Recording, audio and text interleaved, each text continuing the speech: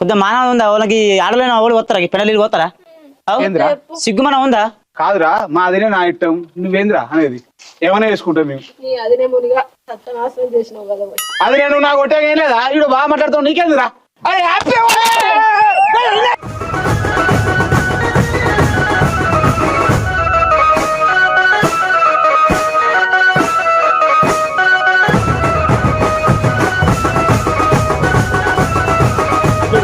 నిన్ను మంది వచ్చి తప్పైపోయింది